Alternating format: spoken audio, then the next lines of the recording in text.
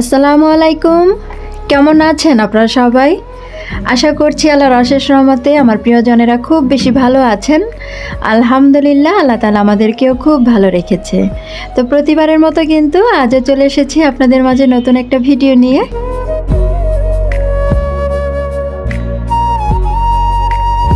শীতের সকালে কার কেমন অবস্থা ঠিক কাটে জানি না। আমার তো প্রতিনিয়ত এই যে গাছে পানি দেওয়া থেকে শুরু করতে হয় সকালটা। আর এখন তো স্কুল বন্ধ, সব মিলিয়ে কিন্তু ভালোই লাগছে। অনেকে গ্রামের বাড়ি বেড়াতে গিয়েছেন, আবার কেউ যাননি। তো জানি না কার কেমন আনন্দ কাটছে। আমি তো বাসাতেই আছি, ভালোই লাগছে। আসলে শীতের সময় না কোথাও যাওয়ার চাইতে আমার মনে হয় বাসায় থাকাটাই সবচেয়ে শ্রেয়। তো ওই জন্য আর কোথাও বেড়াতে যাইনি। আর যদিও বা যাই, শীত শেষে যাব, ইচ্ছে আছে।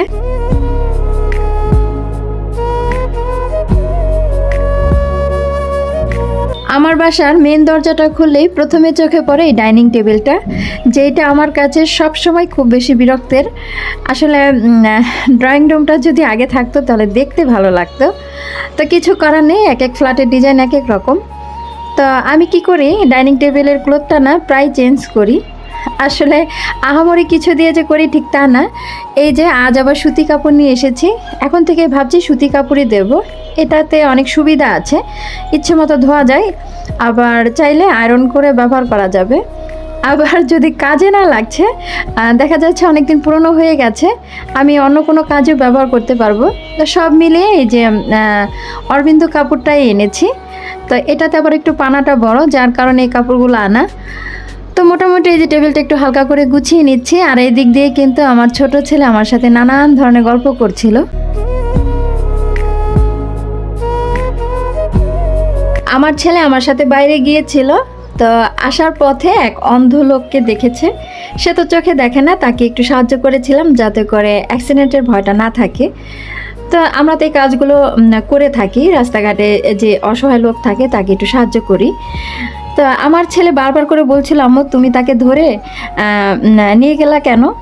তা আমি বলছিলাম, আব্বু উনি তো চোখে দেখে না, ওই জন্য একটু সাহায্য করলাম। তো চোখে দেখে না এই বিষয়টা তার খুব কষ্ট লেগেছে। তার চোখ নেই এই কথাটাই সে বুঝতে পারছে না। অনেক সময় ধরে কান্না করেছে যে তার কেন চোখ নেই, আর বারবার করে বলছিল আমার একটা চোখ আমি তাকে দিয়ে দেব। তা আমি আবার বলছিলাম, তুমি যদি তোমার একটা চোখ দিয়ে দাও তাকে, তাহলে তুমি কি করে দেখবা? সে আবার কিন্তু একটা চোখ বন্ধ করে দেখছিল, আম্মু আমি দেখতে পাই। তো এক চোখ দিয়ে তো দেখা যায়। তো এই বিষয়টা নিয়ে আমার খুব ভালো লাগছিল। একটা শিশু বাচ্চা এত বড় মনের পরিচয় দেওয়াটা কিন্তু খুবই একটা বড় বিষয়। তো দোয়া করবেন আল্লাহ তাআলা যেন আমার বাচ্চাটাকে সুস্থ রাখে। আর আমি মনে করি প্রত্যেকটা শিশু বাচ্চাকে আমার তোমার শেখাতে নেই। বাচ্চারা কিন্তু ছোট থেকে অনেক কিছু শিখে। প্রকৃতিতে কত রকম কত কি ঘটে যায়, এগুলো নিয়ে বাচ্চাদেরকে বোঝাতে হয়। আর আমরা তো আসলে জন্মের পরপরই কোনো কিছু শিখি না, দুনিয়াতে এসেই তো শিখি। তো প্রত্যেকটা শিশু বাচ্চাকেই ছোট থেকেই কিন্তু ভালো শিক্ষাগুলো দেওয়া উচিত। কারণ কাদা মাটি নরম থাকতেই কিন্তু যা ইচ্ছে তাই বানানো যায়। শক্ত হয়ে গেলে আর সেটা হতে চায় না, জোর করলে ভেঙে যায়।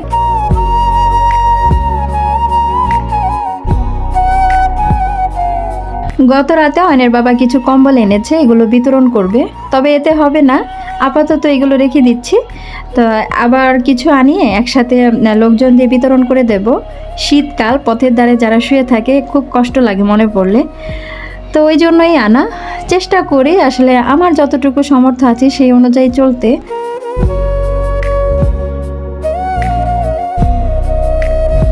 শীত মানেই তো পিঠাপুলি, তো শীতের আনন্দ তো পিঠাই। তো কেউ বাবার বাড়ি খাচ্ছেন, কেউ শ্বশুর বাড়ি গিয়ে খাচ্ছে, তো সব মিলিয়ে তো খাচ্ছি। তো আমার বেলার বিষয়টা আবার একটু ভিন্ন। আপনারা তো এতটুকু জানেন আমার আব্বা মা নেই, শ্বশুর শাশুড়ি নেই। তো আমার যে কোনো জায়গা থেকে পিঠা খাওয়ার সুযোগ সেটা আসলে আমার ভাগ্যে নেই। তো অয়নের বাবার মনে যাতে কষ্ট না আসে যে শাশুড়ি নেই, যার কারণে পিঠা খেতে পারে না সে, তাকে নিয়ে খাওয়াবে কে, শাশুড়ি তো নেই। তো এই আফসোসটা যাতে তার মনে না থাকে, ওই জন্য আমি রেগুলার তাকে যে কোনো রকমের পিঠা সামনে দেওয়ার চেষ্টা করি। কখনো ক্যামেরার সামনে আনি, কখনো আনি না। তো আবার শাশুড়ি নেই বলে তার মনে যে আরও কষ্ট থাকবে যে আমার মা নেই, এই জন্য আমি পিঠা খেতে পাই না। তো ওই কষ্টটা তার মনে কোনোভাবেই আমি কখনো আসতে দিই না। আমার বিয়ের পরপর থেকেই কিন্তু আমি অনেক ধরনের পিঠা বানাতে পারতাম। সত্যি বলতে আমি না কখনো পিঠা বলেন, রান্না বলেন, কোনো দিনও করিনি। আমার কিন্তু 4 ভাই, আমি সবার ছোট, আমি খুব আদরে বড় হয়েছি। তো যখন বিয়ে দিয়ে দিয়েছে তার আগ পর্যন্ত আমি কখনো একটা ডিম ভেজেও খাইনি। তা এতটা আদরে মানুষ হওয়ার পর আমি শ্বশুরবাড়ি গিয়ে অনেক কষ্টে কাজ শিখেছি। আর যতটুকু যাই করেছি না কেন, আমার বুদ্ধি খাটিয়ে মেধা খাটিয়ে শিখেছি। আসলে আমার শেখানোর মতো কেউ ছিল না।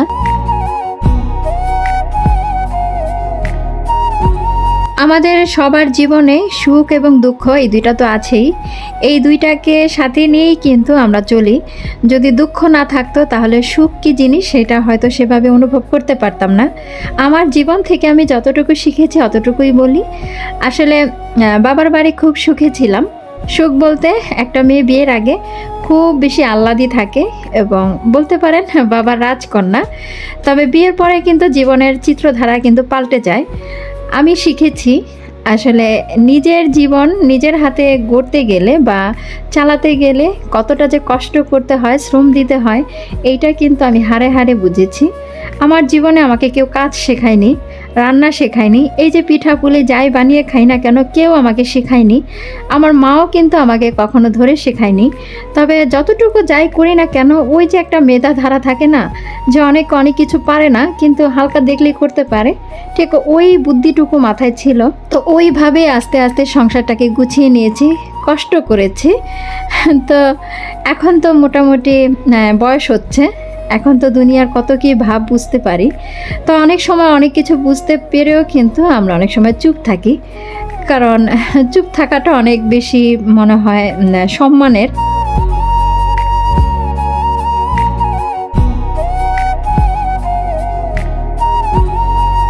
এই দুনিয়াতে খুব বেশি ভালোভাবে বাঁচতে গেলে আমাদের যেই জিনিসটা আগে প্রয়োজন সেটা হলো টাকা। টাকার যেন কোনো সীমারেখা নেই, ঠিক আপনার বা আমার জীবনে কতটা প্রয়োজন। তবে টাকার চাইতেও কিন্তু একটা বেশি মূল্যবান জিনিস আছে, সেটা হলো সময়, যা একবার চলে গেলে তার দ্বিতীয়বার ফেরত পাবো না।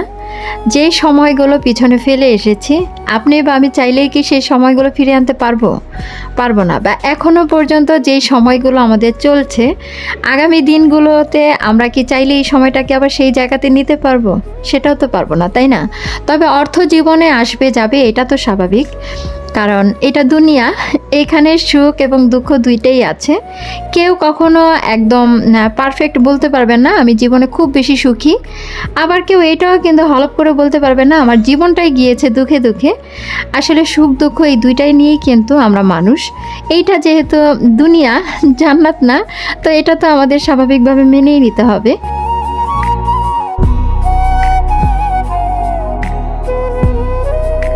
আমি মনে হয় সব সময় কাজের চাইতে কথাই বেশি বলি। এই বিষয়গুলো আমার প্রিয়জনেরা তো সবসময় বলেন যে না আপু তোমার কথা শুনতে ভালো লাগে। আসলে আমি না চেষ্টা করি যে কথাগুলো সত্যি, যেটা বাস্তব, ওইটাই বারবার ঘুরিয়ে পেঁচিয়ে বলতে। আমার মা কিন্তু এই একই কথাগুলো বারবার বলতো। আমার মা অনেক কথা বলতো, তবে প্রত্যেকটা কথা খুব জ্ঞানের কথা বলতো। আমার আব্বা সবসময় বলতো তুমি এত কথা কেন বলো, একটু ধমক দিত, রাগ করতো। তবে আমার মা যে কথাগুলো একটা কথা বারবার বলতো, সেই কথাটা কিন্তু জীবনের সবচেয়ে গুরুত্বপূর্ণ কথাগুলোই বলতো। তো সেই কথাগুলো আমার বাবা ঠিকমতো বুঝতো না। যদি সবটা বুঝতো তাহলে হয়তো জীবনটা আরও বেশি সুন্দর এবং সঠিক হতো। তো আমাদের লাইফে কিন্তু এই বিষয়গুলো হয়। দেখবেন আপনি যে কথাগুলো আরেকজনকে বলছেন, ভালো কথাই বলছেন, সে হয়তো ভালোভাবে নিচ্ছে না, কিন্তু সেই কথাটা যদি সে ভালোভাবে নিত বা মানতো, দেখতেন তার সর্বদিক থেকে ভালোই হতো। তো এই হলো আমরা মানুষ, আমাদের মানুষের অবস্থা। তো এই কথাগুলোই আসলে প্রতিনিয়ত ঘুরে ঘুরে বলি। কথায় বলে না, যেখানকার জিনিস সেখানে খুব বেশি ভালো মানায়। তো গাছের ফুল কিন্তু গাছে খুব বেশি শোভা দিয়েছিল। তো যাই হোক, অনেক কথা বলেছি, অনেক কাজ করেছি, চেষ্টা করব আবার পরবর্তী ভিডিওতে আপনাদের সামনে কথা বলতে। তো আজ বিদায় নিয়ে নিচ্ছি, সবাই ভালো থাকবেন, সুস্থ থাকবেন। আল্লাহ হাফিজ, আসসালামু আলাইকুম।